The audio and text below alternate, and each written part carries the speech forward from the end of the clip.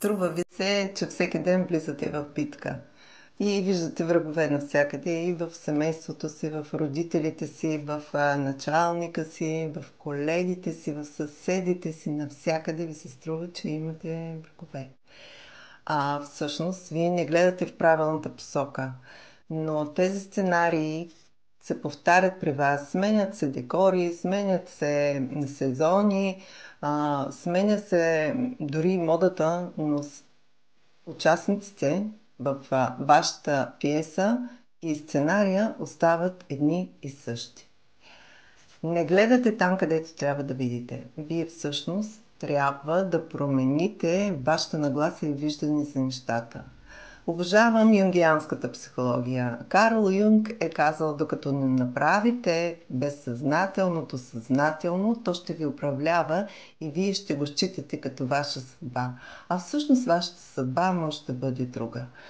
Вашето вътрешно състояние като мисли и емоции се отразяват и във външната среда. И вие, каквито сте отвътре, това и срещате и виждате навън.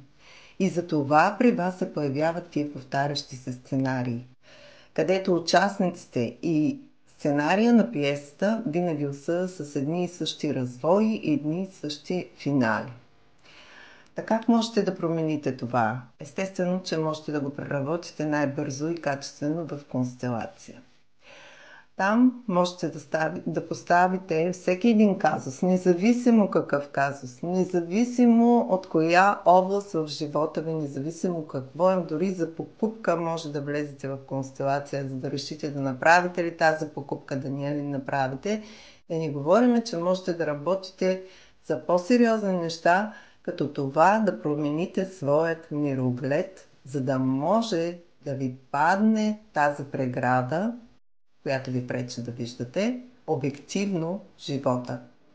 Да подредите мислите си, емоциите си и чувствата си, да преработите тези сценарии, за да можете да влезете в живота с ново виждане и да паднат доста ограничения за вас. Тогава ще ви се разшири кръгозора, ще започнете да виждате много повече възможности, ще започнете да ги улавяте и да ги усвоявате.